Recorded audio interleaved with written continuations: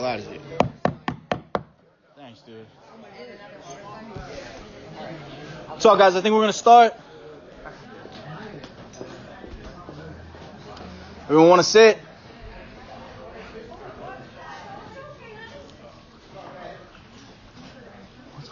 What's up, dude? What are you doing, man? You okay?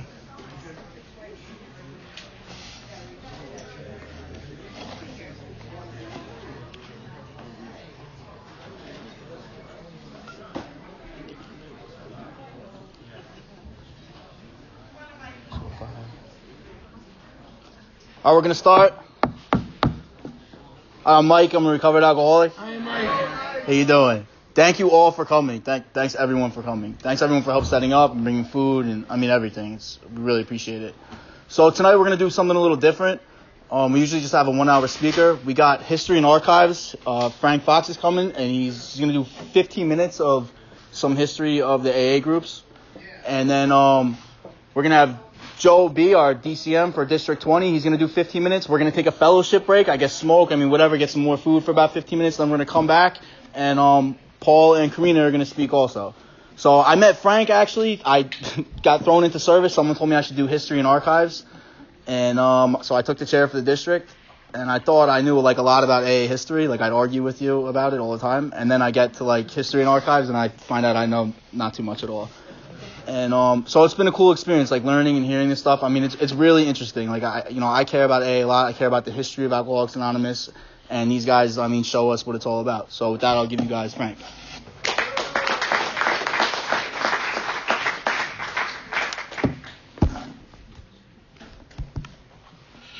Good evening, everyone. I'm an alcoholic. My name is Frank. Hi, Frank. And I come from I'm the GSR for my home group in Hohokus. That's in District 4-6, Northern New Jersey. I'm also the chair for District 4-6 on History and Archives.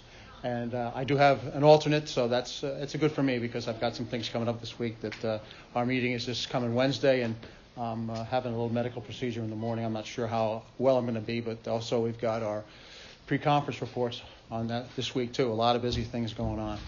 And but anyway, I'm here from History and Archives. I see we've got a lot of our tripods here, and it's talking about how this all began. And again, a lot of that is that one trifold over there about the links in the chain, and it all starts with Carl Jung and William Silkworth, who is buried just right over here. I knew he was in Jersey, and I remember Lester talking about that years ago. But now it's just so close, and it kind of makes me reflect on how far we've come. And you're celebrating your first year here, and it was in 1937 in Teaneck where they had their first meeting, and that was early in the year. And that's 81 years ago. So again, that's how long this has been going on. And it's, it didn't start in New Jersey, though. That's the point. It's, when Bill went to Akron to do that takeover, for Firestone Rubber. And he's, I'm going to just start some things I read here and picked out. And this is in the big book from A Vision for You. All this time, our friend of the hotel lobby incident remained in that town. He was there 3 months. Now he returned home, leaving behind the first acquaintance, Dr. Bob, the lawyer, Bill D., and the Devil May Care chap, Ernie G. And these men had found something brand new in life. Though they knew they must help other alcoholics to remain sober, that motive became secondary. It was transcended by the happiness they found in giving themselves to others. They shared their homes, their slender resources, and gladly devoted their spare hours to fellow sufferers.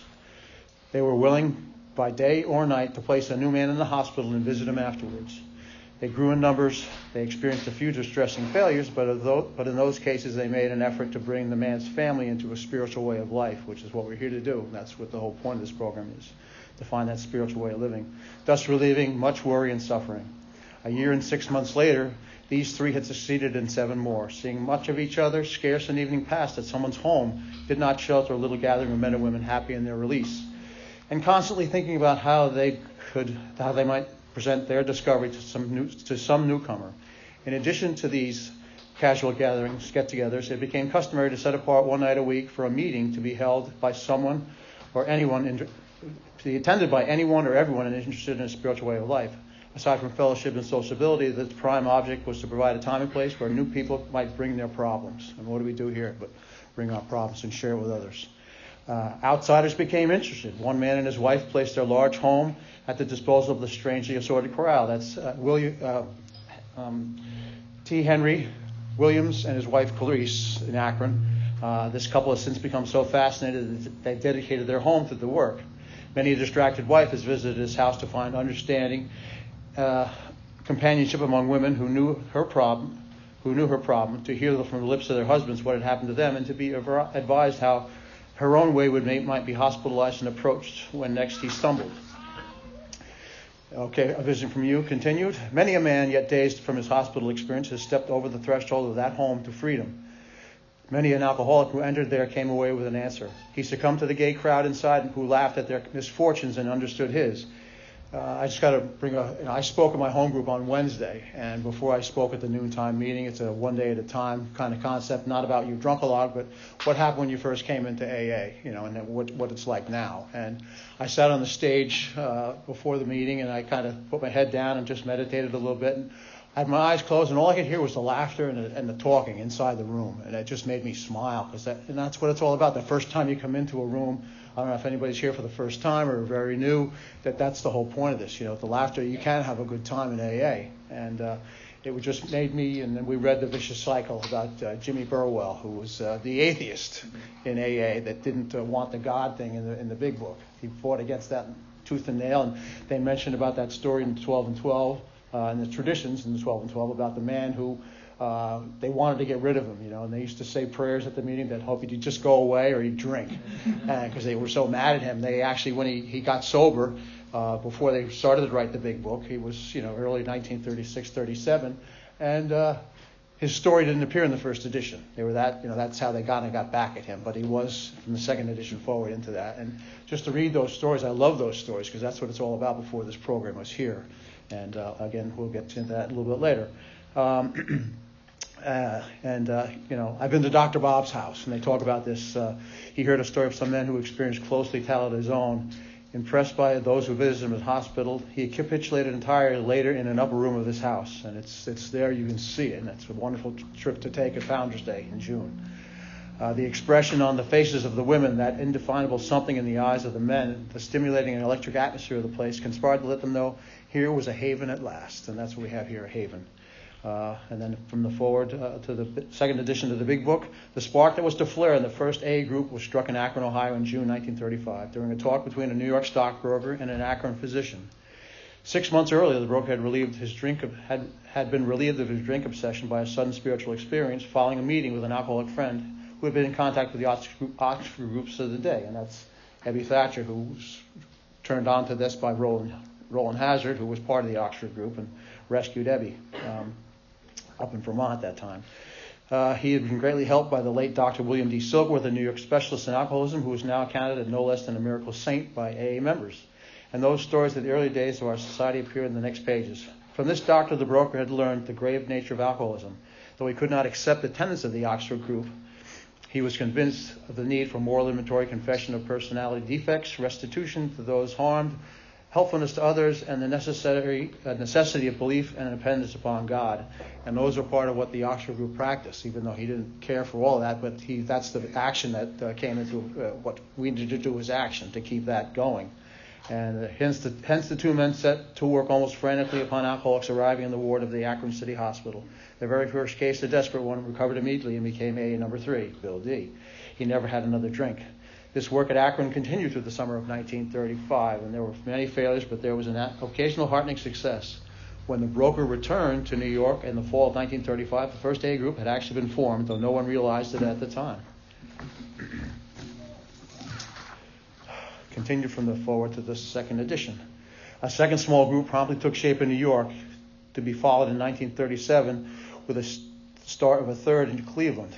Besides these, there were scattered alcoholics who had picked up the basic ideas in Akron or New York and have been trying to form groups in other areas and cities.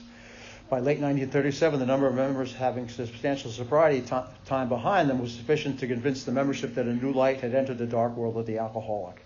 It was now time the struggling groups thought to place their message and unique experience before the world. This determination bore fruit in the spring of 1939 by the publication of this volume. The membership had then reached about 100 men and women. That fledgling society, which had been nameless, now began to be called Alcoholics Anonymous by the title of its own book. The flying blind period ended, and AA entered a new phase of its pioneering time. Okay, now we're going to go to, at the beginning of 1937, the Fellowship of Ex-Problem Drinkers was still part of the Oxford Group. Bill had been having clandestine meetings for drunks only outside of the regular Oxford Group meetings. It was at these meetings that the practice of sharing experience, strength, and hope, as it's known today, began to evolve. And I read something that I put a little asterisk here, and it says, it is necessary in helping others. It immediately established confidence. The person confessed to knows that the confessor has been through a like experience. And that's what, that's this whole point of, an alcoholic talking to another alcoholic. I've been there, I've done that, and I can identify with that, not just telling somebody this is what you've got and this is what you have to do. How I got sober is the way we do that. And again, this is Alcoholics Anonymous comes of age, and Bill writes, I was in the anything but spiritual mood on the night when the 12 steps of Alcoholics Anonymous were written. I was sore and tired clear through. I lay in bed at 182 Clinton Street with a pencil in hand and with a tablet of scratch paper on my knee. I could not get my mind on the job, much less to put my heart in it. But here was one of those things that had to be done. Slowly my mind came into focus, some kind of focus, since Ebby's visit to me in the fall of 1934. We had gradually evolved to what was called the word-of-mouth program. Most of the basic ideas had come from the Oxford groups, William James and Dr. Silkworth, all non-alcoholics. That's the amazing part, too. Though subject to considerable variation, it all boiled down into pretty consistent procedure, which comprised 6 steps. These were approximately as follows. 1, we admitted that we were licked and that we were powerless over alcohol. 2, we made a moral inventory of our defects or sins. 3, we confessed or shared our shortcomings with another person in confidence. 4, made a restitution to all those we had harmed by our drinking. 5, we tried to help other alcoholics with no thought of reward in money or prestige. And 6, we prayed to whatever God we thought there was for power to practice these precepts. This was the substance of what, by the fall of 1938, we were telling newcomers. Several of the Oxford Group's other ideas and attitudes had been definitely rejected, including any which would involve us in theological controversy. And that's in the traditions too. It's important. In important matters, there was still considerable disagreement between the Eastern and Midwestern viewpoints. Our people out there were still active Oxford groupers, while we in New York had withdrawn a year before. And actually, the Oxford group did. That was 1937 when AA in New York split with the Oxford group, but it wasn't 2 years. And it wasn't until 2 years with the Oxford group actually did also separate to stay in unity with their brothers in New York. In Akron and the vicinity, they still talked about the Oxford group's absolute honesty, absolute purity, absolute unselfishness, and absolute love. This dose was found to be too rich for New Yorkers, and we had abandoned the expressions. Okay, and this is from Lois Remembers on page 101. We had often visited Hank, his wife Catherine, and the 2 boys in their home in Teaneck, which soon became the meeting place for local alcoholics and their families. Our unknown group of drunks was growing in New Jersey, too. Okay, now in mid-1937, Hank and Kathleen had moved to 344 North Fullerton Street in Upper Montclair. On May 14th, 1939, a Sunday afternoon, the first meeting of what was to become the New Jersey group of Alcoholics Anonymous took place in the home of Hank and Kathleen Parkhurst in Upper Montclair. Meetings that had been formerly held in Brooklyn were in New Jersey for the next 5 or 6 weeks. The meetings began at 4 p.m. and went most of the night. They rotated speakers in the first portion according to Jimmy B., who was living at Hank and Kathleen's home at the time. These were dinner meetings, and with Herb D. of South Orange paying for a big spread. The wives always attended these meetings along with their spouses. On the May 14th meeting, the attendees voted in Bill and Lois's home replacement fund, which pledged different amounts of support. Bill and Lois were out doing an errand when they voted on this. They arrived shortly thereafter, and Lois wrote in her diary that they were thrilled. Marty Mann, a Blythewood sanitarium patient at the time, took the train from Connecticut to this historical event in Alcoholics Anonymous in New Jersey, and another asterisk. This is from Marty's first meeting was one that held at 182 Clinton Street. On Wednesday, April 26, 1939, the day following the We the People broadcast, Lois and Bill were forced out of their house and had been in the Burnham family home for half a century. And that was, when Bill and Lois for the next 5 years never had a permanent residence until they were able to move into Stepping Stone, where it's still there now, and that's another place to go to check out all the history that's there too. Okay, and then in June 1939, the New Jersey group of Alcoholics Anonymous began meeting at the South Orange home of Herb D. The Sunday night meetings, which began in Montclair, continued here off and on until October. At this time, the group was beginning to grow and had about 15 members. At these meetings, you could have found many of the pioneers of Alcohol Anonymous, including Hank P., the Unbeliever, William R., Businessman's Recovery, and the first class B trustee and chairman of the Alcoholic Foundation. Douglas D., Paul K., Harry B., a different slant. Harry was Fred in the chapter 3 of the Big Book and served as the second class B chairman. Morgan R., the Gabriel Heater radio show, Ernest M., Gordon M., and Bob V., of whom all mentioned in the Big Book in the AA book Pass It On. Also found in these meetings in New Jersey was a second woman after Florence R.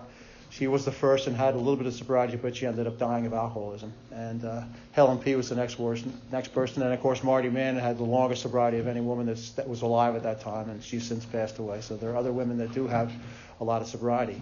But, again, Dr. Bob was always very against that women coming to meetings. That was the one thing. Women and men don't mix, and that's... But, again, that all did change, When you see men and women together, that's what this is, to keep families together, Wife or no wife, job or no job. But still, you'd like to keep continued in a married life. My wife and I are both in the program. She struggled for 6 years. And actually, on my birthday, March 15th, she'll be celebrating 3 years. And my sober date is September 25th, the year 2009. And these little coincidences that happen. And I go to I've been going to a few Matt Talbot retreats. It's not an AA thing, but a lot of AA members do go. And you wonder about why you're here, why you're placed in a certain spot. And the night, on Sunday, the last night of the gathering, they hand out these medallions that they give to each member of the group. And I'm in group 107, and my sober date, my number in the group is 925. So there you go. And but again, okay. Also found, I said that already. Had their photo. All these people had their photo appear with other AA members in the Saturday Evening Post article of March 1941. Lastly, you would have rubbed elbows with Wally V., George S., Ken C., Gene E., and Tom K., who later became the third Class B trustee of these groups. Over the years, the South Orange Sunday Night group would have 5 different members serve as Class B trustees. And October 22nd, 1939, the first ever public meeting of Alcoholics Anonymous in New Jersey was held at the South Orange Community Center. A newcomer with just 5 months of sobriety, Gordon M., along with Herb D., had arranged a meeting space to accommodate the growing New Jersey group, who now had between 25 and 30 members attending at meetings. This meeting was held on Sunday evening again at 5:30 and marked the start of a regular Sunday night meeting being held at the community center. It is this group, then known as the New Jersey group, that would become the mother group of all New Jersey AAs. Early New Jersey groups that grew from the seed were the Morristown group, which is in that church that's part of our historic landmarks. It's actually not on that trifold, but it is a church that still has a meeting there, and that's in the early 1940s. So that's the length and breadth of how these outside associations help us. And then, of course, the Bergen County group, Montclair, Newark groups, and such faraway places as San Francisco, when New Jersey member Ray W. visited there in October 1935 and held the state's first meeting at the Clift Hotel. And, the membership of the New Jersey groups represented more than 23 towns, including South Orange, East Orange, Orange, West Orange, Pagoda. These are all part of upstate, the area where I live. Ridgewood is not far from where I live. And, again, there's still meetings going on in all these places. And I'm not sure what time. 6:22. I don't know what time I got up here, but that's at least 15 minutes. So, but again, I can help anybody else, but there's a lot of great trifolds here to talk about, how this all came about. And I thank you for inviting me. And again, David's the chair of our Area 44 of History and Archives, and he's a great friend of mine. And Mike, I love seeing him too, and he's a great help too. And again, thank you all for having me here tonight.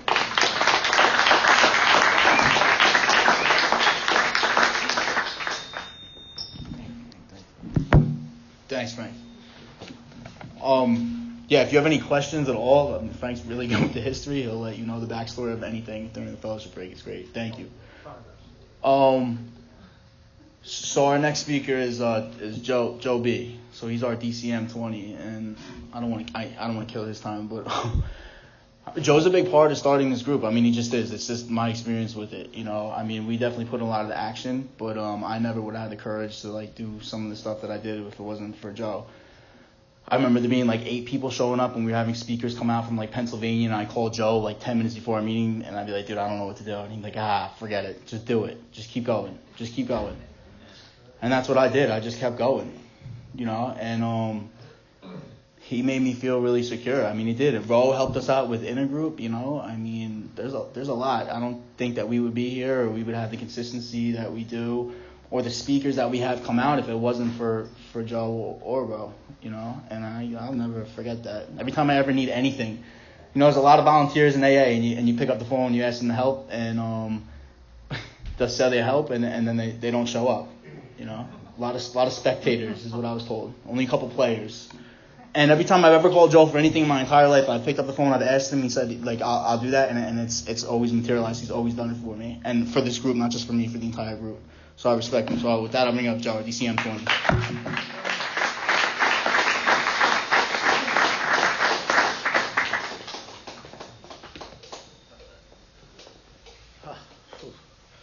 What's up, guys? I'm Joe. I'm alcoholic. Hey, Paul and Corina. That's cool. You got taller, Paul? Now, let's give them a hand, too, man. As you guys know, like, our main speaker was unable to attend due to some unforeseen circumstances, and Mike called these guys up a few hours ago from New York, and they got ready, and they got in the car, and they're here. So let's just give them a big hand. Awesome. Bayside, right? I wouldn't have remembered that years ago, So I am tasked. Thank you, Frank. Good job. You've covered 83 years in 22 minutes. Pretty damn good. It's gonna take me about 40 minutes to cover 1 year. So let's see what happens. Man, I remember I met Mike and Lorenzo, and was Kim there at that first meeting? No, she wasn't. And I was asked to speak in a group near here. I think it was Rumson or something. And I got up at the podium and I shared my experience the only way I know how, as I see it, at the time. And what was it, about 3 years ago? I feel like I know Lorenzo for about 15. It's just weighs on you. He's a great guy. Right, don't he? He's just awesome. I love him. So, yeah, I got up there and I shared my experience. I shared how, I came into AA at 24 years old. I was by no means done, and I walked into AA thinking that was the answer, and went to a whole bunch of meetings for years, for 7 years, but that was all I did. I sat in the fellowship, and I got sicker as time went on, and eventually I ended up going back out and burning my life to the ground and hurting everybody I loved, and I didn't know why. I thought AA didn't work, and I shared that with these guys, and what I did then is what I'll do today is what I'll always do as a result of these steps is I'll share with enthusiasm and I'll share with feeling. And one of the definitions of enthusiasm is to be possessed with God, right? And they were excited by my enthusiasm, and they came to me after the meeting, and they were like, "Oh, Joe, that was so great," and like they were telling me what was going on in their lives and telling me how to, maybe not this area particularly, but the meetings that they were going to, there was kind of some different thing going on, and I'm trying to be really nice, ever since I became DCM, I'm trying to be really nice with my words. And the reason they announced me for DCM, when I first met Mike and Lorenzo, I had started a group, and a couple of you have spoke there, and it was great, and we were going through the trials and tribulations of starting. Is that true about the meeting makers make it? I heard that the other day. What they really meant that meeting makers make it is that people that make meetings, that start meetings, make it. I think. Don't hold me to that. But that's what I was under the impression of, and that's what we did. We read a line in the big book, and it said that we create the fellowship we crave. So we did that, and we started this group, and we caught fire, and we started a speaker meeting, and we had a Sunday big book meeting, and things are going great. And we're having experiences left and right, and God is just showing up everywhere. We're out of treatment centers, and when I spoke, these guys had sensed that. And they just were really attracted to it, and they started letting me into their lives a little bit, and I started to talk to them and hear what was going on. And I had been going through similar experiences, and I was sharing with them what I was doing.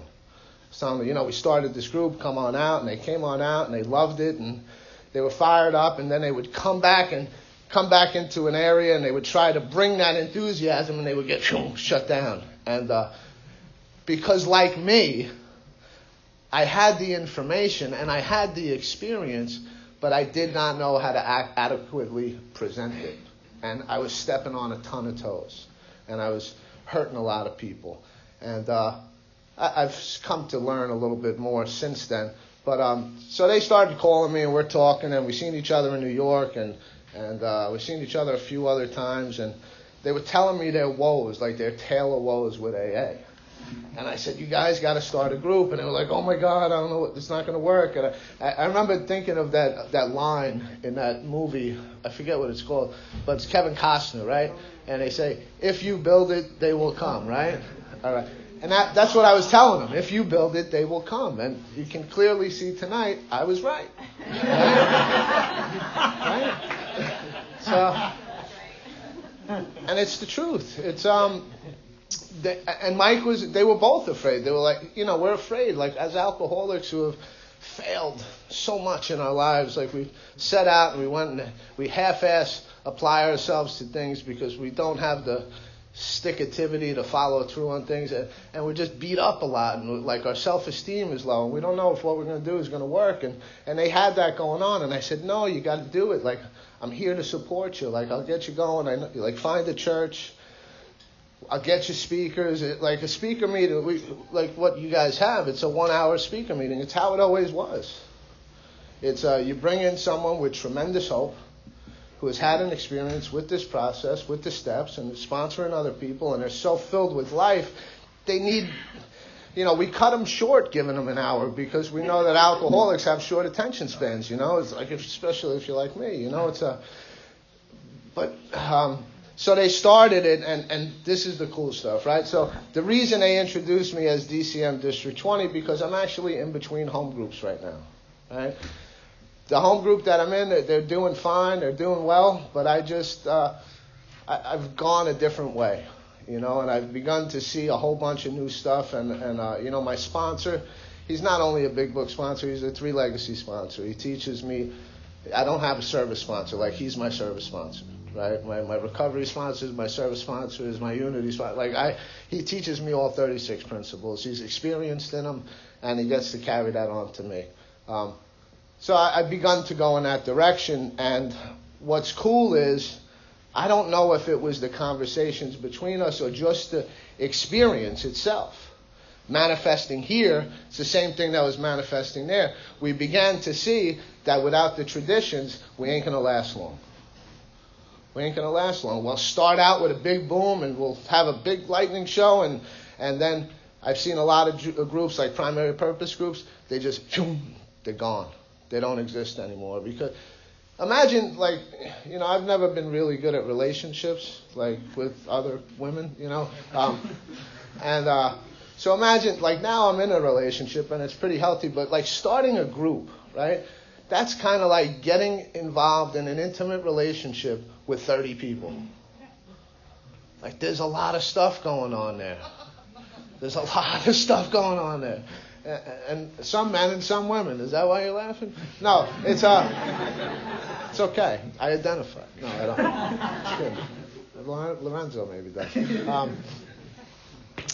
There's a lot of stuff that takes place, and that's why you see the theme here tonight. It's history. Man, when I had an experience with the 12 steps, man, I fell in love with the history of AA, man. I wanted to know what they did, how they did it, and why it worked so well. and why that ain't so much happening today. You know, I wanted to see the difference. They're talking about 75% success rates in the big book that Frank was just talking about, and I don't see that today. So I wondered what the hell was going on. And when you get possessed with this power, this God, it's automatically, just like Bill's experience when he's in the hospital, immediately he thought of how many other people he could help. It's the same way I felt. It's the same way Mike felt. Same way Lorenzo and Kim. It's how can I help other people get this thing that I've been given? Like, it's so cool. It's like being blind my whole life, and then you turn my eyes on, and I can see everything. I want to go out and help all the other little blind kids. And being unprincipled for 37 years of my life, I do it wrong. And I screw it up. And then, I'm full of ego still too, right? So I want to reinvent the wheel. Meanwhile, I'm looking at, I'm always looking over here, but I forget to look over here. Right? Like, this is what binds us together. If I develop this along with this as a way of life, in the fellowship and without. And they've come to see that as well. They've come to see that. They've come to see that without the spiritual principles that are behind the 12 traditions, no group will ever last long. So if we really care about other alcoholics and we really care about helping them and carrying this message, we must live by the traditions. We must. We must, or we die, or we perish. It's my pleasure to be asked to do this today. Mike was talking about me, and he was saying how, anytime I ask Joe to do something or anytime I need help, I call Joe and he's there. That's not the guy that came into AA. That's not the guy I was. I was the guy you could never depend on. You could never depend on. Like, I'd be at night, I'd tell you, I'll help you move, and it's going to be great. I'm going to get heroes and subs, and it's going to be... And like, I would never show up. I would never show up. So it's a privilege for me to be able to stand here and hear these things about me. And I know it's not me. I know I take the actions required, but I know it's not my power. It's not of my power. So 1 year, man. It's wait until the second year. Whoa. Like, we just started another group 2 weeks ago, and you're coming to speak there in 2 more weeks, and we're looking forward to having you. And what we decided to do, I've been asked to speak a bunch around the tri-state area, and I found a couple groups, one in Philly and one in Pennsylvania, that what they do is to attract newcomers. They serve free food. It's kind of like tonight, right? And then once we get you, we try to bring out a good recovered speaker, and maybe something will get planted, a seed will get planted. And then if it does, we're there to pick up the pieces and to help you so that you can go on and help somebody else. So we've gone with that idea, and it's a plug, and it's Thursday nights. And the food is at 7:30, and the speaker comes on at 8. We have a 5-minute speaker on sponsorship, and then we give about 45, 50 minutes to the main speaker if they show up. If they don't, maybe you'll hear me again. I hope not. But I'm really grateful to be a part of this whole deal, man. The Back to the book group. It's not the Living Sober book, by the way, if you don't know. It's an awesome group. It's an awesome experience. And if you're not involved in the group, please get involved. If it's not this one, that's fine. But wherever you're at and wherever you're attending, get involved in your group, man. It's a really cool experience. I'm sure Mike and Lorenzo know every single person that walks into a regular meeting on that night. And they get to take all those people and put their needs first ahead of their own. And that's my problem, right? Me thinking about me. My solution is me thinking about you. Cool stuff, man. Thank you, guys.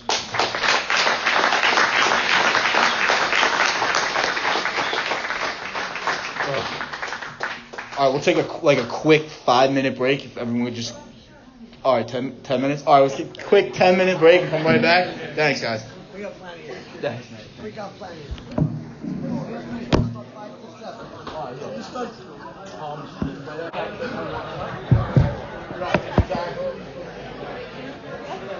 Done. Did I just break it?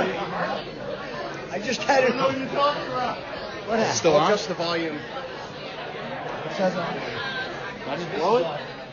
It went off. Good, how are you? It was on just a minute ago. I heard it.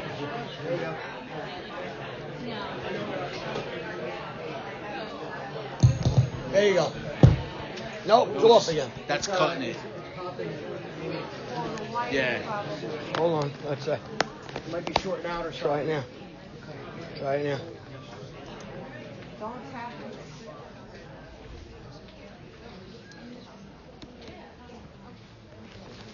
There it goes. There it is. It's good. No, it's the wire on the bottom. Oh, it's the wire. Yeah, it was bent too tight. All right, everybody ready? Thank you. I'm Mike. I'm a recovered alcoholic. Hi, Mike. So our next two speakers are great. I can't say enough about Corina. I was telling Paul even when he came here, we had Corina speak, and our meeting is always like a lot of people walking around and newcomers getting coffee, smoking cigarettes throughout the entire meeting, and making noise, which is exactly that's what we wanted: sober living, halfway house kids in our group.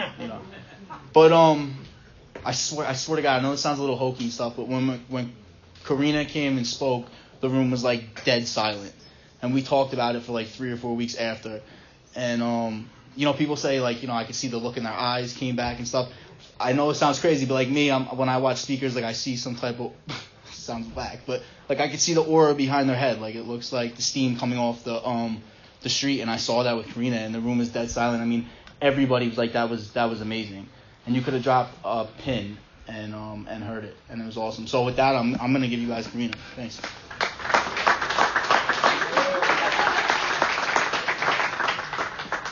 Thank you. Wow, that's a lot to live up to. Hi, my name is Corina D. I'm a recovered alcoholic. Hi, Corina. And your phone may jangle at any time or day or night. And, just to give you a backdrop of what was going on in the DeLeo home, we were just about settling in. I was getting my lounging clothes on, the second half of the day, and the phone rang. And I felt like somebody,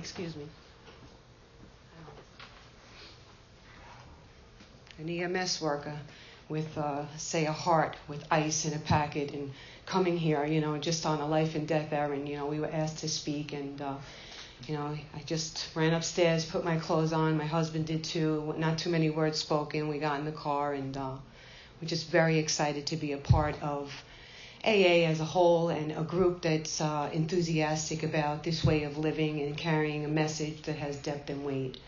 And Joe, thank you so much. It was a pleasure meeting you way back when, and it's a pleasure still. And Frank, thank you for the history. It was a wonderful presentation. And so I introduced myself as a recovered alcoholic, and anything less than that would be being prideful. That would be denying the power of God. In our textbook, Alcoholics Anonymous, it says Alcoholics Anonymous, the story of how many thousands of men and women have recovered from alcoholism. And that, when I opened that page and I read that was hope for me. I was delivered into Alcoholics Anonymous back in 1999, and I did not get sober then. I hung around Alcoholics Anonymous for 16 months. Through God's grace, I was able to put the drink down. I didn't have to go to rehab. You guys opened your arms and welcomed me here, and I knew that I found a home here with you, and for that I was grateful. 16 months in, I drank again, and that summer into the winter, I had 3 one-day slips, so I drank again. And my actual sober date is December 26, 2001. And I don't really want to talk about that too much because I can tell you from December 26, 2001, I had many emotional relapses. My first shot out of the box, getting into a solution, getting into the textbook, getting into Alcoholics Anonymous, this textbook is Alcoholics Anonymous. I was under the guise that if I went to enough meetings, that my alcoholism would be relieved, and that turned out not to be the truth for me. Because I am a real alcoholic, I'm textbook alcoholic. Dr. Jekyll and Mrs. Hyde. I take a drink and I'm a transformer. I turn into something that is not anything like you see now. And I want to share with you that when I was delivered into Alcoholics Anonymous, I didn't look anything like I do now, the physicality of me. I was 80 pounds, I had an inverted stomach, I had yellow skin, and my hair was falling out. And I was drinking out of a walk-in closet. And truthfully, the last 5 years of my drinking, I had a desperate desire to stop drinking. Unbeknownst to me, the diagnosis for alcoholism, I thought an alcoholic was someone that drank too much and did crazy things. Well, yeah, that was part of definitely what I did. I knew that. And, I just was caved into the fact that I was just going to die that way because I had tried to not drink. And I was drinking against my will the last 5 years of my drinking. So getting delivered into Alcoholics Anonymous, having those one-day slips, and then finally, putting the drink down for good and for all. And how I was able to do that was through God's grace. I believe that my desperation met God's grace, and my story is a story of grace. And so that 16 months that I wasn't drinking, I was stealing. And so I now know today that the stealing was treating my alcoholism. And in the middle of going to meetings and doing a 90-90, I met a woman who was armed with the facts about herself, which simply meant that she had been through the process, she had a spiritual awakening, and she had what I wanted. She had bright, shiny eyes. She was able to speak. She was facilitating the meeting that I was at. It was a big book study. And she was able to talk to people. I was unable to do that. I approached her and I asked her if she would help me. And she gave me her most precious commodity, which was her time. We went through the steps. We went through steps 1 through 9.5. And, the textbook is very, very clear. Half measures avail us nothing. And so a middle-of-the-road solution is not going to work for a real alcoholic. I didn't know that. But I can tell you that I definitely had a spiritual awakening. My spirit was awakened even though I had only gone through those 9.5 steps. What I want to share with you today is about walking around with untreated alcoholism in the rooms of Alcoholics Anonymous and having a second surrender. I was under the delusion that if I could stop drinking and go to meetings that I was going to be okay. I did that and that didn't work. The voices in my head were still there. I still had a narrative that was telling me that I was dirty and nasty and no good and unlovable. Because my upbringing was as such. And I had no drink to put in my body to quiet the voices. Today I have a God consciousness and I learned to listen to that voice and it moves me and it guides me to where I be. Back then I had a lot of voices, and I now know to be the lower power. And at times it can show up in my life. It can show up in what is the real problem. For the real problem, the alcoholic centers in his mind, right? So my mind is really the problem. It's me, I'm the problem. I found that out. So I did the 9.5 steps, and probably, I'm going to say a year in, I came off the pink cloud. I was doing well. I was lying a lot less. I was stealing a lot less. I wasn't drinking, and I thought that was the brass ring. I thought that was it. But there were no marching bands. Nobody really cared if it failed to realize that it was an inside job. In the textbook, it talks about when the spiritual malady is overcome, we straighten out physically and mentally. I had it backwards. So how do I illustrate that? Like, how do I get that into my head? How do I get when the spiritual malady is overcome, we straighten out physically and mentally?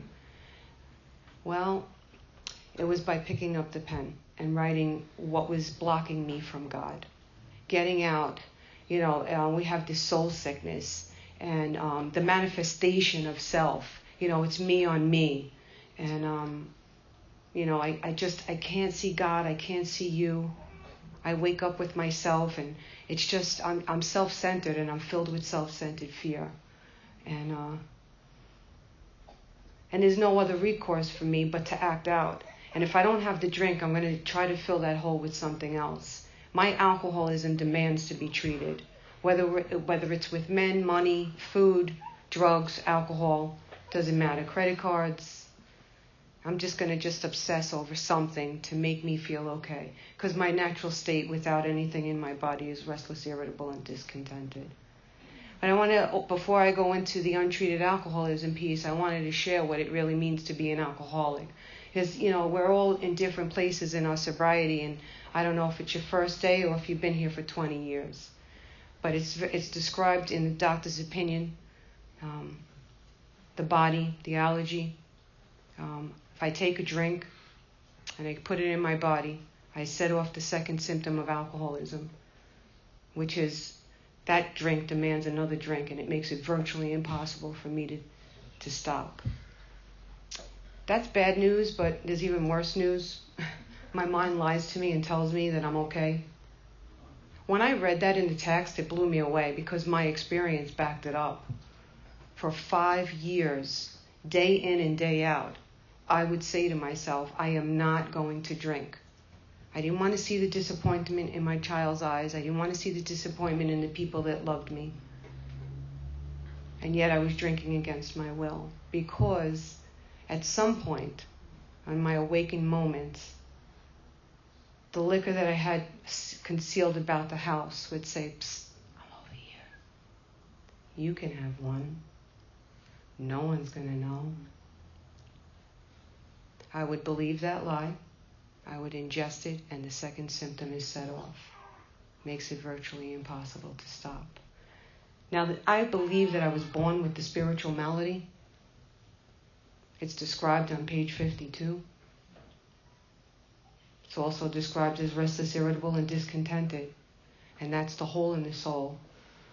Ever since I was cognizant of this earth, knowing that I was here, I always felt like nobody was coming for me. My dad left when I was 2, and my mother was my tormentor.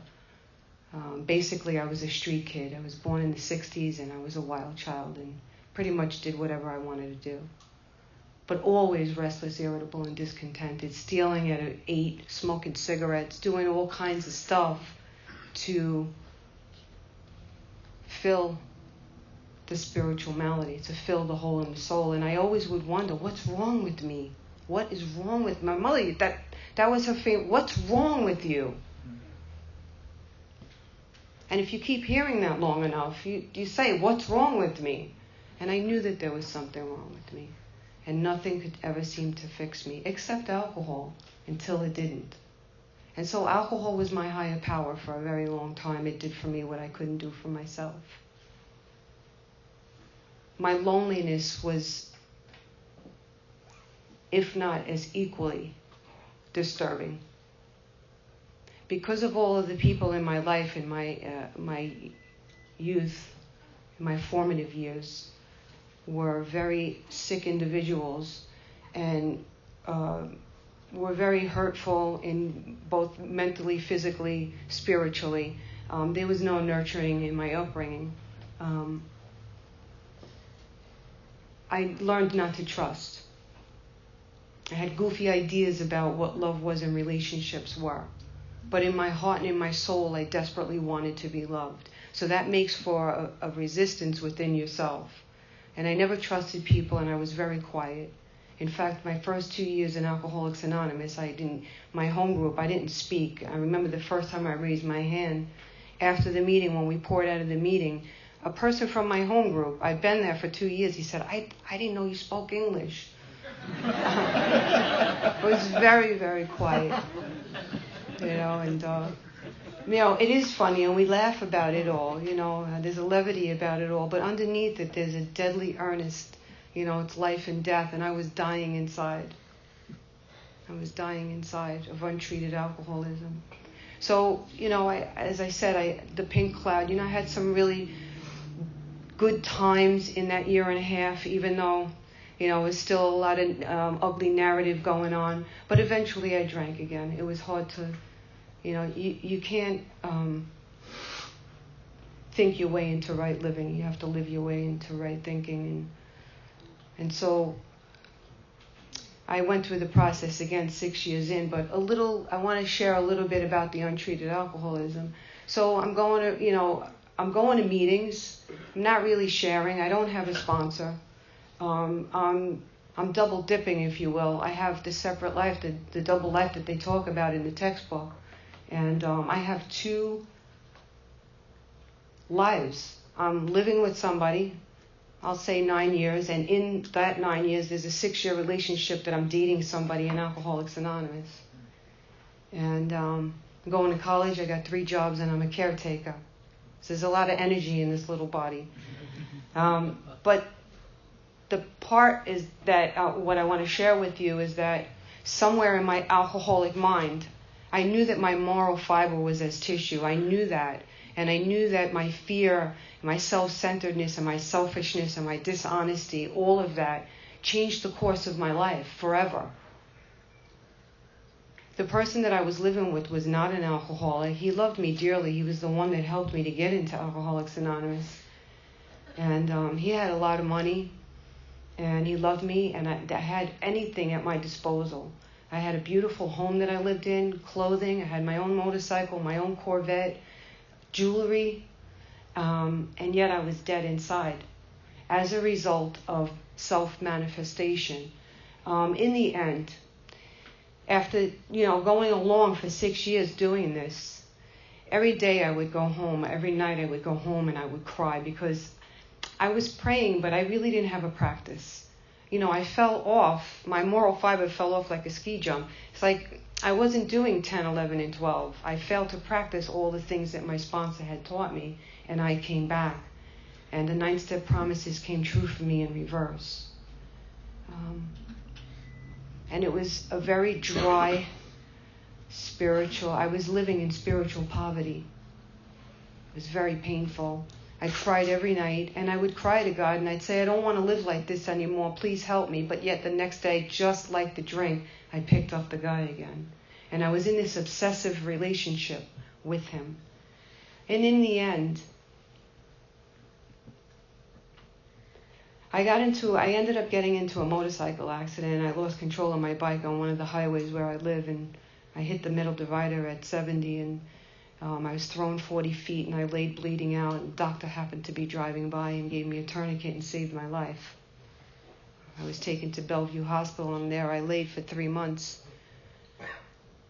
And all God's grace. In the hospital, the 2 guys met each other. I was just so out of it. There was, just nothing. I wasn't even in the mix. But in that, when I came home, ultimately they took my leg. I'm an amputee. Ultimately they took my leg. And I went back to the house in which I was dwelling. And the person said to me, if you stop now, he loved me enough. If you stop now, we can continue on our relationship. And I didn't. I just continued doing what I was doing, even after that happened to me. So I was asked to leave that home. And so there was a time period, probably like a year-long time period there. There's a lot of pieces in there that I'm mixing out, but I just want to get to the gist of what happens when you become self-sufficient. That's what falling from grace means, when you're self-sufficient and you're not God-sufficient.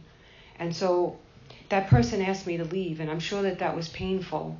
And he probably felt like everyone's going to think I'm a terrible person. This woman just lost her leg and, all of that. But he couldn't. He had to ask me to leave. And so I did. I left. But I had no bank account anymore. I hadn't worked. And I didn't have my prosthetic yet. I only had my crutches. And the person that I was in AA with ended up using again. That person couldn't show up for me. And my family members had to just leave me alone. I should have been left alone. And it was just me by myself. And I found myself down in the welfare office. And in a welfare hotel, and many days in a fetal position, in pain, crying, alone. And it was there that I found the God of my understanding. What I want to share with you about untreated alcoholism is that 2 months, 3 months before I had found an apartment and I was living in the welfare hotel, and really I had nobody, it was just me and God. Basically my entire life, I was 44 at that time. They have like these little folders that have handles on them, and they're in ABC order. My entire life was in that folder. I had my social security, my birth certificate, my marriage certificate, my divorce certificate, my baptism, and some various other stuff of who I was. That was my identity in that bag. And what that showed me was what self-sufficiency got me and what self-centered fear got me. And we beg of you to be fearless and thorough from the very start. So I can tell you that I don't know what was going on. The Holy Spirit was all over me. I didn't know where I was going. I didn't know how to get certain things done. And yet I'd find myself at a window signing something, and there was checks being had and apartments getting had, and I found myself in my first apartment by myself. I feel like I've been married since I'm 12, because I was always taking care of. I had my son when I was 16, and I thank God for His grace and that I chose life, because it didn't have to be that way. I have a 40-year-old man, beautiful son, and I'm grateful for that. But so I get this apartment, and God had revealed Himself to me in those quiet moments, in the times where I didn't know. I had nothing, or did I? I had nothing left to lose, and I believe that that's where the freedom comes from. I went through the process again, and it was beautiful. I thought I had it reversed, but I didn't, because the spiritual malady had been overcome. If I had been working like I had been working the first half of my life to try to wrest and pull out of life what I thought I needed to have my basic instincts met, whether it be by a man or money or anything in this material plane, I would have missed the entire show. In the first step, I realized that I was powerless and that I was going to drink again. I knew that. In the second time around, in this first step, I realized that I was powerless not only over the alcohol, but over everything, including my thoughts. And that my life was unmanageable inside, that I couldn't manage this spiritual malady on my own. Us humans are created in such a way that hole in the soul is a VIP spot made only for God. Only He can fill that. And that's what I came to know. My God is not something that is, I don't have a visual on it. It has changed over the years. But today it's a knowing. It's a guiding. It's something that I depend on. And the pressing in. So I've learned now to live this interior life. And I allow God to discipline me. Once I understood the problem,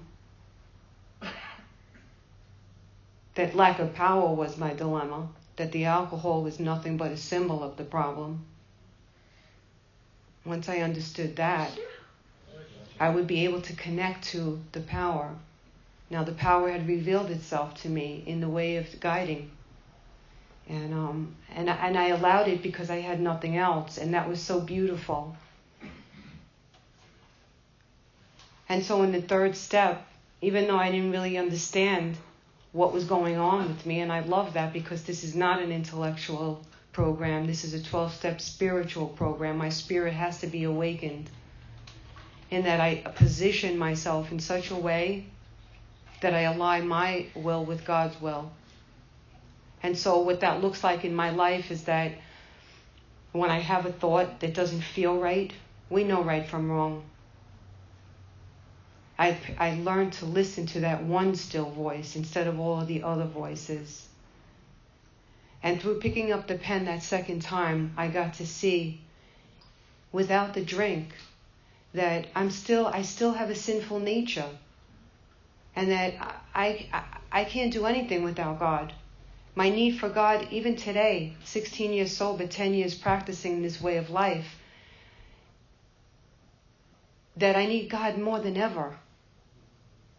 I do more now today than I've ever done in my spiritual practice. And I have to allow God to discipline me because I don't know what's good for me. I learned that through trial and error. You know, it's okay to make mistakes. That's why they call it practicing. I've learned the most from my mistakes. And the women that I get to sponsor, I'm so grateful that they're in my life. We cry a lot and we laugh a lot. But it's intimate and it's real. And it's beautiful and it's God.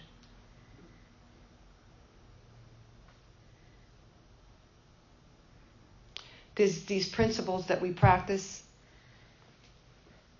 that have now become intertwined into it's just a part of my brain. It's like there's a line in the big book where it's talking about a person, you know, he wouldn't drink even if he could.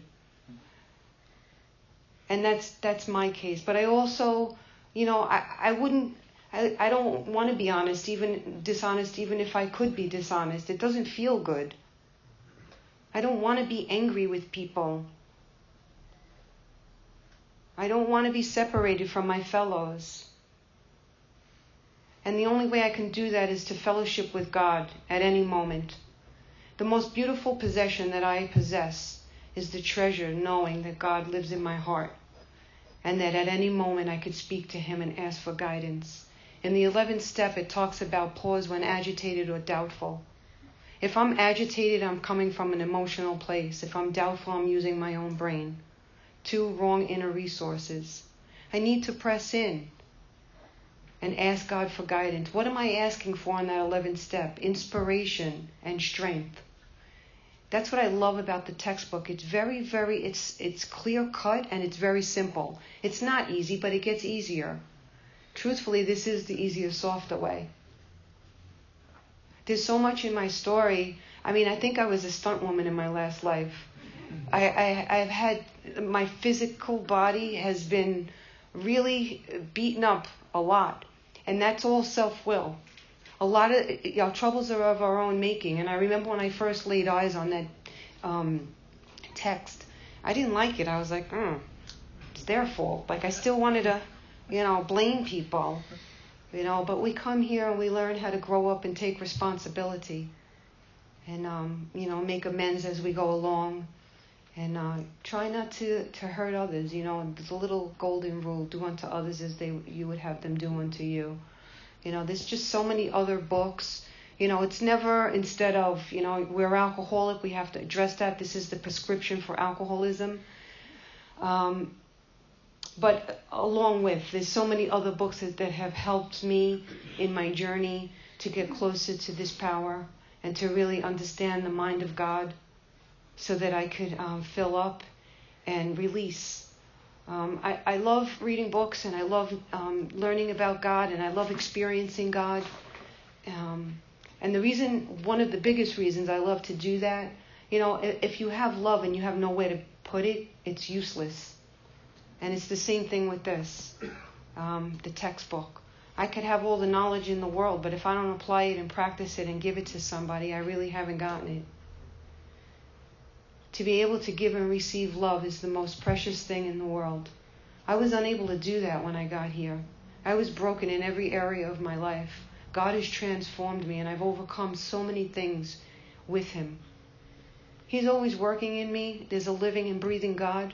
He's here right now in all of you. The essence of who he is. God is in spirit and in truth.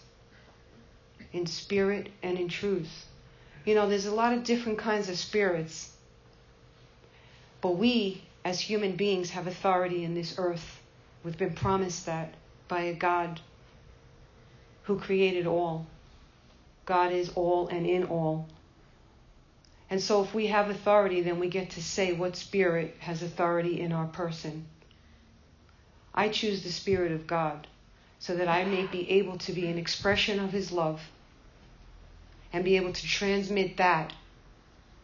I am just so grateful to a God that took me out of a scrap heap. I was black inside when I got here. And today I feel so beautiful inside. My heart is pure.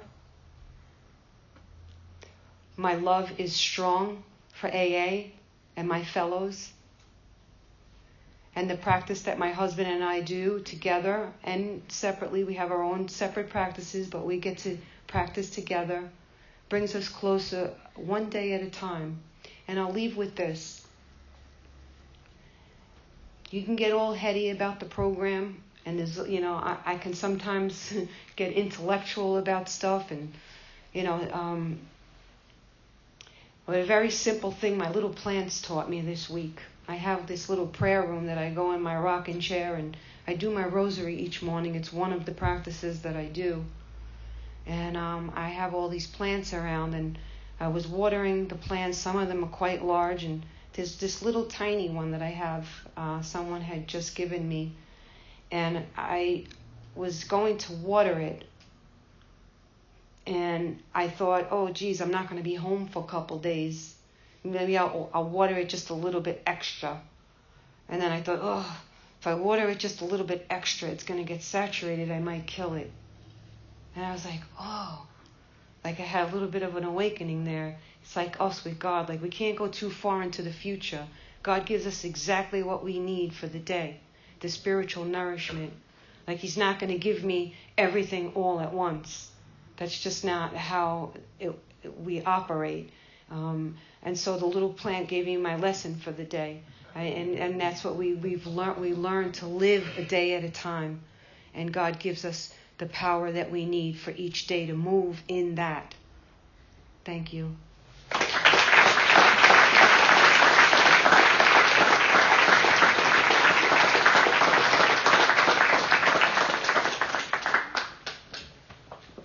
Mike, recovered alcoholic. I was gonna say it before, but Joe did it for me. But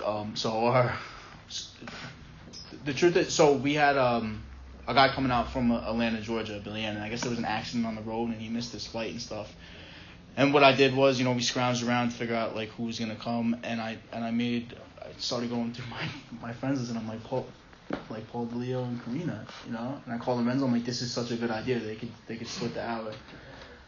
And I made one phone call, and he's like, boom, I'm there. I'll be there. And that's awesome. I'm so grateful for the people who like show up, right? Like I talked about it before, and I'll say it again. Like I think there's a lot of spectators in Alcoholics Anonymous. Like I really do. I think there's few players and a lot of spectators in Alcoholics Anonymous. And the people that I walk shoulder to shoulder with are the players. Constantly growing, like saying like what they're gonna do and then showing up. And it's the people who show up that I want in my life, and that's why we asked Paul and Corina to come out. So with that, I'm gonna be Paul, but also so we have a basket going for our 7th tradition. I know there's family members here. It's we're self-supporting through our own contribution. So if you're a family member or not an alcoholic, please don't donate to the basket. All right, thanks. Give you Paul.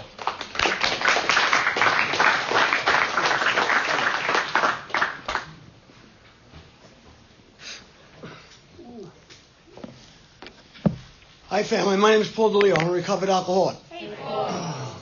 By the grace of God and the program of Alcoholics Anonymous, I have not found it necessary to take a drink since September 1st of 2002, and that's truly a miracle. And before we start, I want to thank our other speakers, Frank, Joe, my wife, Corina. Mike, thank you and the group for the invitation, even though we were second choice. So we're good with that. God's plan's always better than yours, Mike.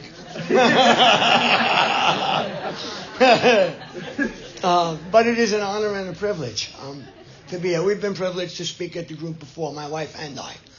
And it's great to see people who are living in the sunlight of the Spirit. That's what we are. I got a half hour. What I'm going to try to do here, I'm going to try and tell you for about 5 minutes what I was like. Then for about 15 minutes, share my experience with the 12 steps. And then I'm going to tell you what I'm like today after going through that process. Because that's what this is all about. One of our co-founders made a statement. Dr. Bob made this statement. I think it was in 1948. He said the sole purpose of the AA meeting is the teaching and practice of the 12 steps. That's it. There is no other purpose. We're not here to chat. We're not here to talk about our problems. My first teacher told me if you got problems, he says, bring them to the 20/20 club. Come 20 minutes early, stay 20 minutes late, find someone to talk to. This hour belongs to God and the steps. That's what AA is about. People sit in rooms and they say, well, I love AA, but I don't get the spiritual part. Well, there is no spiritual part. It's this 12-step spiritual program. There is no other part. That's it. That's all we got. And I'm probably going to get a lot of people upset, and that's okay. I didn't come here to make friends. My wife does that. Kind and loving is right there. It's not right here. I'm a man who speaks with desperation of a drowning man. When I came to Alcoholics Anonymous, I did not come here to get sober. God saw fit to separate me from alcohol. If you would have told me a day before I got here that I needed help, I would have told you were nuts. I thought I was perfect. If you would have asked me how I was, good, fine. But truthfully, like now, looking back, see, whatever I say, it's in hindsight. Looking back, I was living in an abandoned minium. I had an abandoned basement apartment that they were thrown out of because it was illegal. But I had a key, so I was good. I would go to my mom's house to steal food at 2 a.m. on my roller skates because I sold my bicycle to get high. But I was good. I was good. I'm good. And the truth is, it's funny, but people talk about, you were in denial. No, denial is a river in Egypt. I was not in denial. I was in a delusion because I really believed that I was okay. I'm going to say something that people might understand and might not. I did not have a problem with alcohol. I do not have a problem with alcohol. Never had a problem with alcohol. If you have a problem with alcohol, you're probably a problem drinker, and stop drinking, you'll be fine. So I have a problem without alcohol. It's when I stop drinking that my problem starts. I stop drinking, I become restless, irritable, discontent, prey to misery and depression, full of remorse and self-pity. And a drink sounds like a really good idea. Because the minute I touch the glass, I go, because I can breathe again. I have alcoholism. I had it way before I drank. When I was young, wherever I was, I wanted to be somewhere else. When I got there, I didn't want to be there. I wanted to go somewhere else. Whoever I was with, I wanted to be with someone else. And when I got with them, I didn't want to be with them anymore. Whatever party I was at got boring. When I went to the next party, I didn't want to be there. It just didn't fit. And alcohol made that all okay. Thank God for alcohol. Alcohol was never a problem. Alcohol was a solution. And Bill Wilson talks about that. He said he discovered liquor. First off, only alcoholics discover liquor. Regular people have a drink. Alcoholics discover liquor because it's a discovery. It was my first spiritual awakening.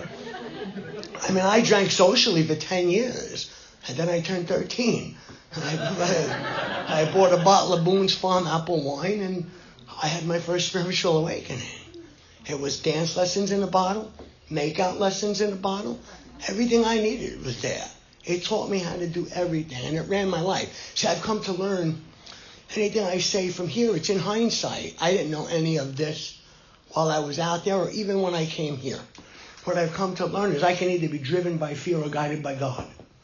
Those are my options. When I got here, I was driven by fear. That's no longer my story. I'm guided by God today. Fear cannot drive me anymore. It just can't. God will overcome fear at any time.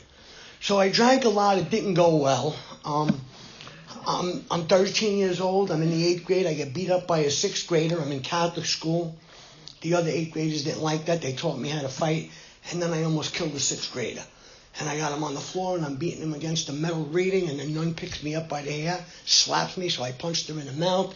She hits the floor. The priest comes, puts me in a headlock, says, "You're going to go to hell for that." And they put me in a principal's office with a dunce cap back in the 60s. And I said, "This is not happening. I'm not going to." So the next day, I didn't go back to school. That night I had my friend's brother buy me a bottle of Boone's Farm apple wine, put it in my school bag, sat in the back seat in the corner of the bus, and I drank Boone's Farm until I blacked out. They found me in the bus depot at 4:30, and they called my parents, and I got suspended, and it was the greatest day of my life. It was the greatest day of my life. And it's never gotten that good again. It was the greatest day. My first spiritual awakening. And the truth of the matter is I lived on a reputation that didn't belong to me. After that, the whole school was afraid of me. I was a nutty guy. I was beating up the bullies. And I started living on this reputation. And I didn't start drinking every day. Drinking was a lot of fun for me for a long time. I got punished for that. I got sent to an all-boys high school. That didn't go well. And, I would drink when I could. I'd sneak bottles into the schoolyard and hang out with the seniors when I was a freshman because I would sneak those bottles in, and everybody loved me. I was the second smallest kid in the school. There was one little black kid, Alfonso, that was smaller than me. And me and him were the two biggest troublemakers in the school. It was 1969. There was race riots going on, Vietnam. We were protesting, and we were having a blast, getting drunk every day. And it was a lot of fun. There were no real consequences yet. As I got older, it started to become, it was casual. It was the weekends, Fridays, Saturdays. Then it became Friday, Saturday, and Sunday. Then they started opening clubs on Wednesday, so it became Wednesday, Friday, Saturday, and Sunday. Well, why skip Thursday? So we started drinking on Thursday, and then it got to the point where if I was awake, I was drinking. I didn't go to sleep anymore. I passed out and came to. There would be blank spots that would last for days. And I thought I was just having fun. And that went on for a long time. I started drinking at 13. I didn't come to Alcoholics Anonymous until I was 47 years old. So what happened was, it was September, it was actually August 30th, and I went on a binge. I was drinking, and these aren't wrinkles. These are Venetian blind marks on my head.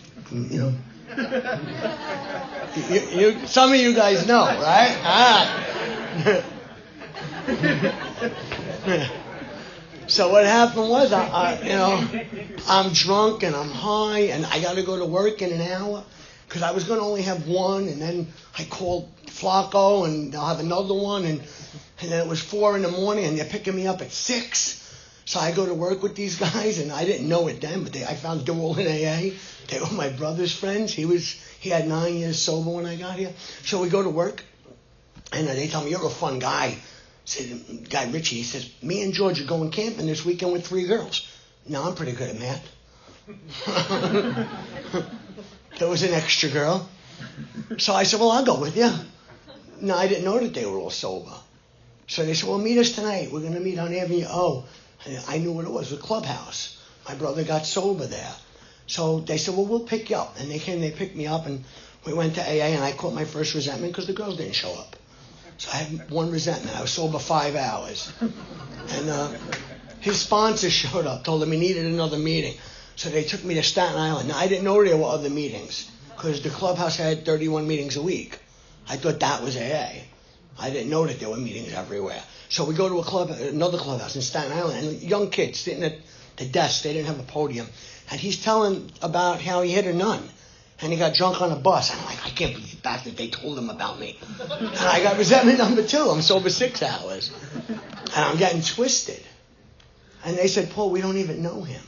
So after the meeting, I spoke to him. And now, I didn't know this then. I know this now. That was God just getting my attention. Because I said, maybe I should see what this AA thing is about. Because this kid sounds a lot like me. But yet he's not drinking. And he seems to be having a good time. See, I could not drink, but I was miserable. Or I could be having a good time, but I had to be drinking. I couldn't do both at the same time, and he was. So I started going to a lot of meetings. What I want to tell you is don't believe everything you hear from a podium, because a lot of it's not true. If I can't back up what I say to you with a page from this book, don't believe me. Because I heard them say, just don't drink, go to meetings. And meeting makers make it. And if you didn't drink today, you're a winner. Well, no, that's really true. That's not my experience.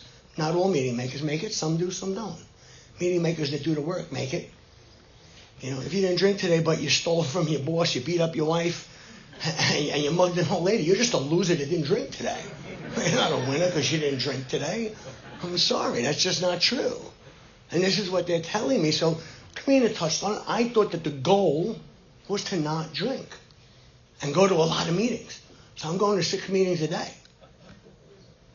On a bad day, I do 4.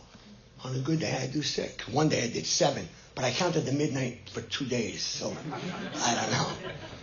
But the truth of the matter is I got 105 days, 400 meetings, and I'm sitting in my home group contemplating suicide. You know, what happens to me, see, not drinking doesn't treat alcoholism. Drinking treats alcoholism. So I haven't had a drink in 105 days. I am now living with untreated alcoholism. And I'm getting worse. I'm not getting better. I'm getting worse. The voices are getting louder. The resentments are getting larger. Fear of people in economic insecurity is getting worse. It doesn't get better. If you stop drinking and everything's great, God bless you. Go home. What are you doing here? What are you doing here? Just don't drink and stay home. Why don't drink and go to meetings? If you cannot drink, if you have the power to pull that off, what are you doing here? I didn't understand that. No one told me that. See, I had a teacher that day that stepped into my life. I had 105 days and shared that I wanted to commit suicide. A young man grabbed me, and he opened up his book, and he said, here, read this. And he handed me page 45, and he said, read the lack of power. That was our dilemma. I said, wait a minute, I thought alcohol was my problem. He said, how long has it been since you had a drink? I said, 105 days. He said, how do you feel? I said, I feel like shit. He said, well, then obviously alcohol is not the problem. And I was like, oh. And it made sense. And I said, oh my God, what do I have to do? And he said, finally, you should ask. He opened up his book again to page 20. He said, if you're an alcoholic who wants to get over it, you might already be asking, what do I have to do? I was like, oh shit. How did they know I was going to say that? And he said, well, they wrote the book for you. See, and if you're anything like me, they wrote this book for you. And I didn't get that. And I said to him, oh my God, what do I have to do? And he said, I don't know. I said, what do you mean you don't know? He said, well, read the next line. And the next line in the book says, we will show you what we have done. See, I don't know what any one of you need to do to get sober or stay sober. I know what I did and what I continue to do. So that's what I'm going to try and share with you in the next 10 minutes. We discussed steps 1 and 2. My experience has changed over the years. Step 1 doesn't mean I can't drink no matter what. That's what I thought it meant. It means I'm going to drink no matter what. The unmanageability doesn't mean that I'm going to get arrested and get in car accidents. It means that my life is unmanageable with or without a drink. Craziest thing I've ever done, I've done sober. I picked up another drink, thinking it would be different this time. And he explained that to me. We looked back at my life, and I was able to compare my life to what the book was saying, and it was real. Step 2 has changed for me. What my understanding of step 2 means today, step 2 is not a step that you do. You can't do step 2. Step 2 tells me what happened to them when they did the rest of the steps. We came to believe that a power greater than us could restore us to sanity because they had been restored. So it's a destination. It's not something you do. It's step 2. That's just not my experience. It happened to me at step 10 when I got restored to sanity. But what we did was we read step 3. And step 3 was a decision. And he said, well, are you willing to make a decision? Are you willing to go to any lengths? I said, yes. He said, well, what does willing mean? I said, it means I'm willing. He said, what does that mean? And I didn't know. He said, if you tell me you're willing, it means you're going to do what the book asks you to do. Whether you believe it or not, like it or not, think it's a good idea, want to do it or not. And I was contemplating suicide a couple of hours ago. Now I'm contemplating being willing. It was a thought. I had to think about it for a minute. But I decided I didn't want to die. And I said, all right, I'll go to any lengths. And he made me write a note in my book. Are you willing to go to any lengths, even though you don't know what any lengths might be? And I just didn't want to die anymore. He said, we knelt down. I said a 3rd step prayer right there, 40 minutes after we started talking. And I got up off my knees and I said, I did the 3rd step. He said, no, you did the 3rd step prayer. Slow down. He said, the 3rd step is a decision. He says, I said, well, isn't it? No. He said, Paul, if we decide to go to Florida, we'll never get there. And I said, why not? He said, because you got to call the airline, buy a ticket, pack a suitcase, go to the airport and get on the plane. Otherwise, you just thought about going to Florida. To make a decision requires action. So if I don't take the actions in steps 4 to 9, I didn't do step 3. I only thought about it. So the only way I can do step 3 is by completing 4 to 9.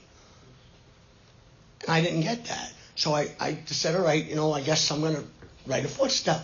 And he explained how to do that, because I didn't want to write it, because I didn't want to see how bad I was. And he said, well, we don't have to see what you were. We know what you were. You were an alcoholic. We're going to try to see what you weren't. And I didn't understand. I said, what I wasn't. And he said, well, were you a good son? Were you a good brother? Oh. Were you a good friend? Oh. Were you a good employee? And he kept on going. You get the idea. And he said, well, God intended you to be all of those things. Let's see why you couldn't be what God intended you to be. That's why we do a fourth step. And I started to write.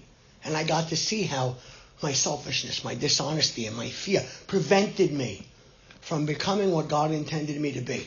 I am not going to do a whole fourth step deal, but I am going to say this. For some reason, AA has gotten a little veered off course with this 4-column inventory and what was your part. And that's not part of Alcoholics Anonymous.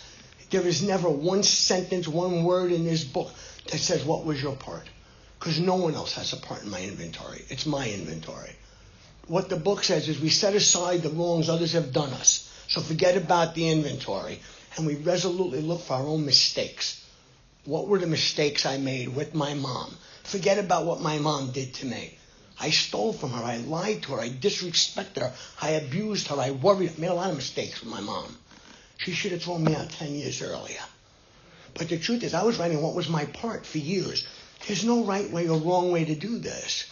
Because everything I did moved me to another place, which moved me to another place. Till I had 6 years and I got a new teacher. And he showed me that there is no such thing as what was my part. My first inventory, I wrote it on a notebook. I called Intergroup and shared it with a guy on the phone. Was that wrong? I don't think so. I'm still here. I'm still here. There's no right way or wrong way to do this. Either you're doing it or you're not. In Bill's story, it says, my friend emphasized the necessity, practice the principles all my affairs, particularly imperative to work with others as he had worked with me. Doesn't matter if it's right or wrong. Work with others the way your sponsor worked with you. God's got the rest. So I shared a fifth step with him. I'm not going to do the fear and sex inventory because there really isn't a fear inventory. It says we reviewed our fears, we put them on paper, and it gives me an answer. Why did we have them? Wasn't it because self-reliance failed? And then it gives me a prayer. Really simple. I don't know where they came up with 5-column inventory for fear. It's not in our book. Somebody thought it was a good idea. They started writing it, and God bless you if you're doing it. I'm not here to change your hat. God bless you, but it's not in our book. And the sex inventory has nothing to do with sex. It's on page 69. That's a coincidence, but not in the original book. It's not. I think somebody planned that. I'm not sure. But the deal is, what the question is, it says, now about sex, it says we reviewed our conduct over the years past. And there's 9 questions. There's no columns. There's 9 questions. And the deal is, I always use one example. There was a girl, Marie, that I was trying to hook up with, and she wanted nothing to do with me. But her brother, he was a pretty wacky kid, and I didn't really like him, but I became friends with him. So I lied to him, I disrespected him, I abused this kid, but I made him think I liked him. I became his friend. So that he'd invite me to his house, I'd hang out with his sister, going to pool parties with him. His sister, his family met me. Once I got his sister, I dumped him like a rock. Robert went on my sex inventory. Because I was dishonest, I was inconsiderate, I was selfish.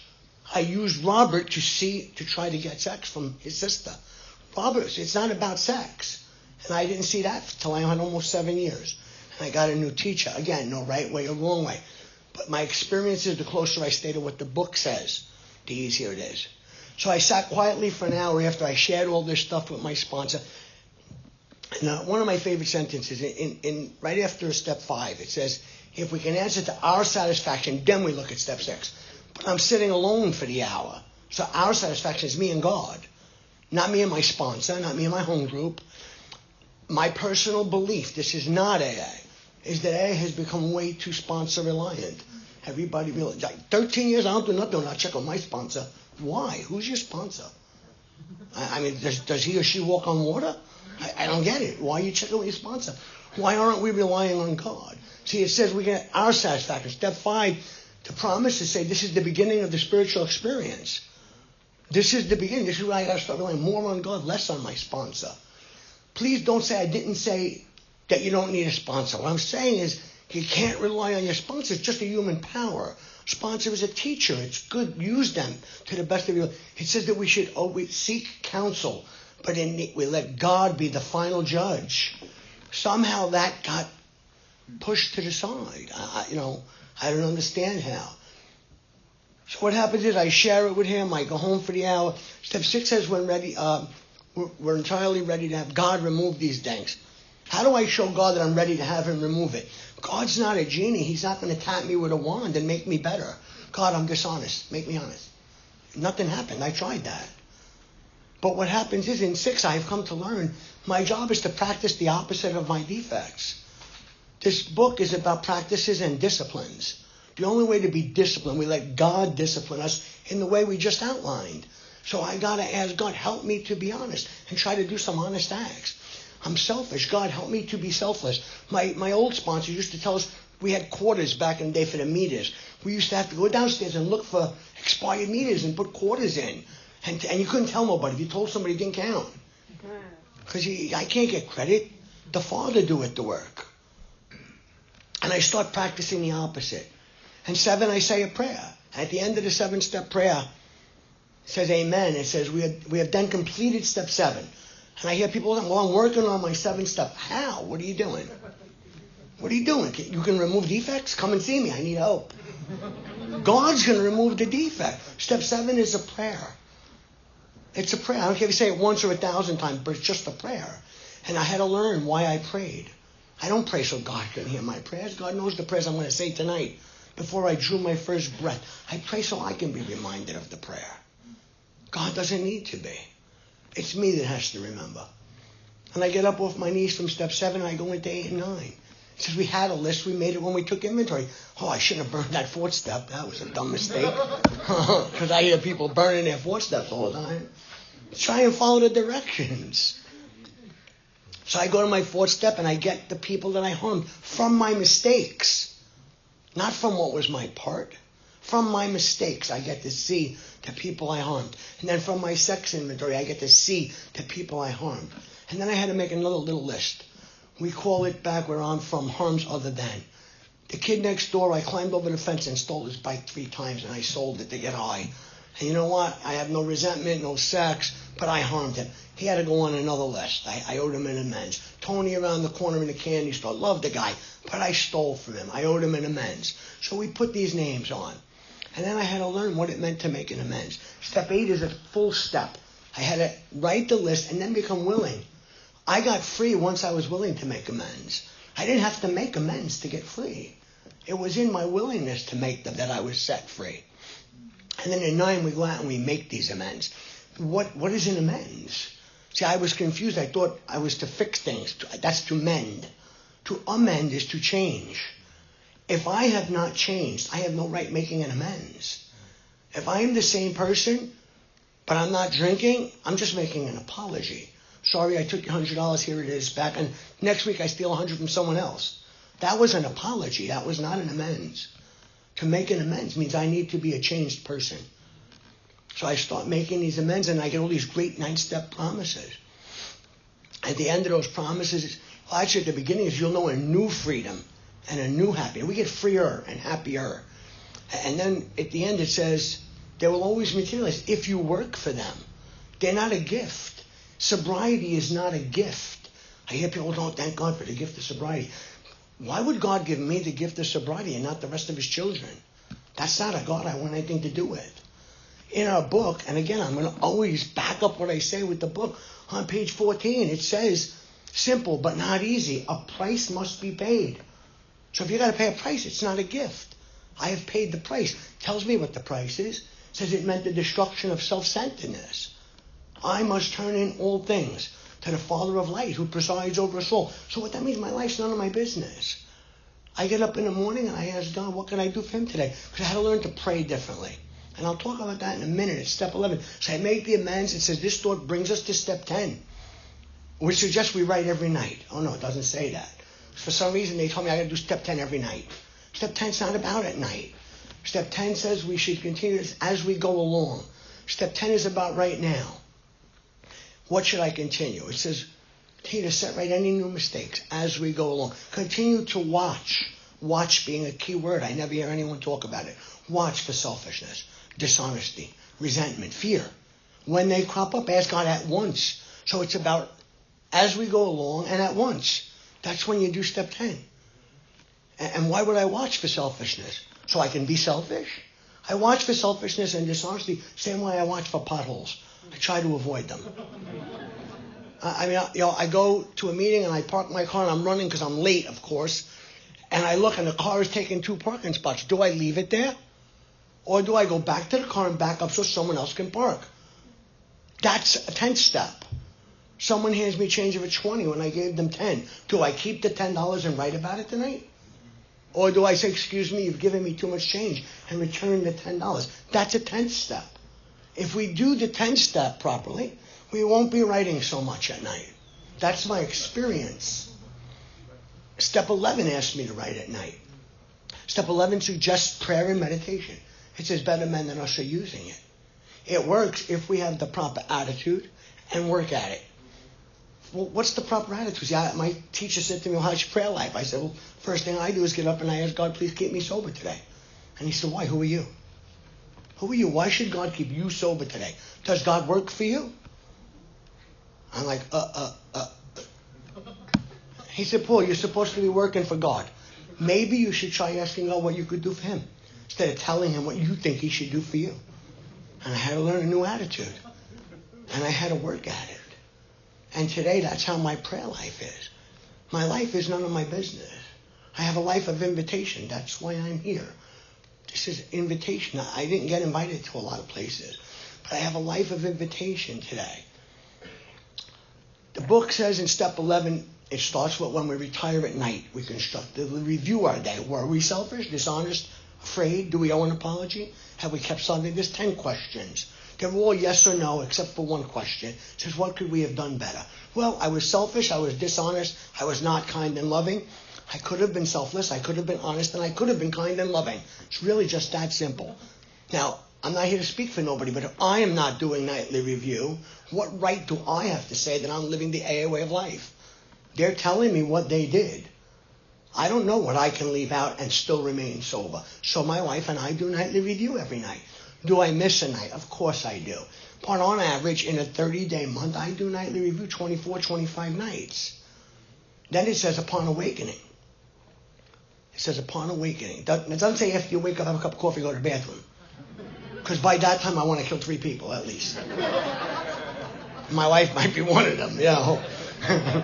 But the deal is upon awakening really means upon awakening. As we open our eyes, we thank God for waking us and we ask him, Father, what can we do for you today?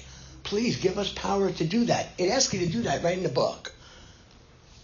And the deal is we start our day like that. I can only get to make one choice a day. I'm going to live a spiritual life or I am not.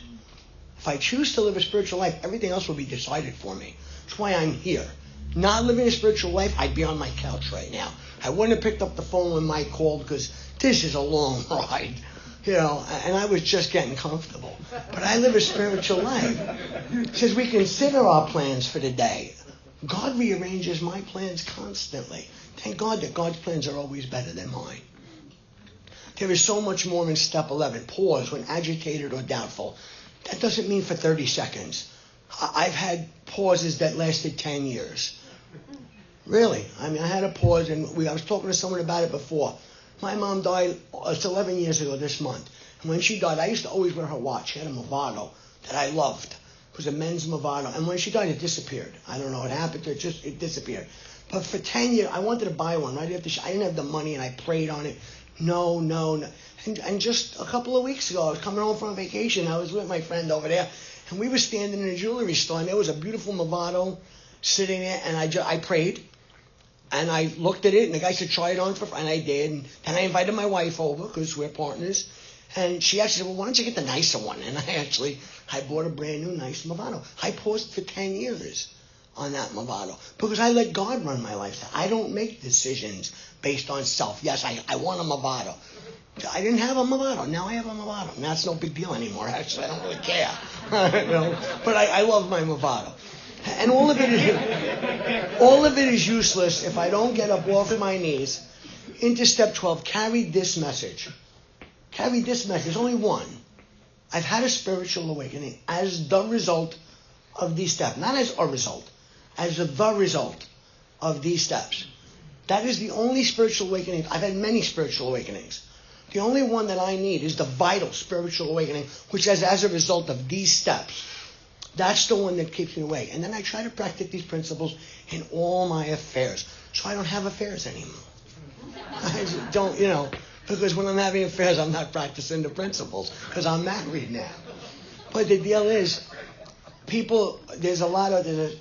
I don't do well with slogans. So, one of the slogans, who you see here and what you hear here, let it stay here.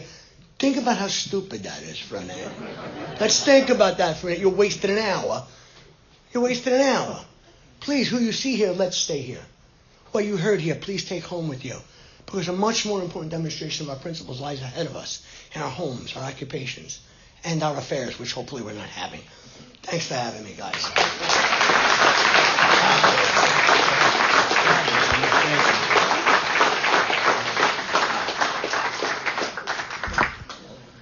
Can we thank the speakers one more time?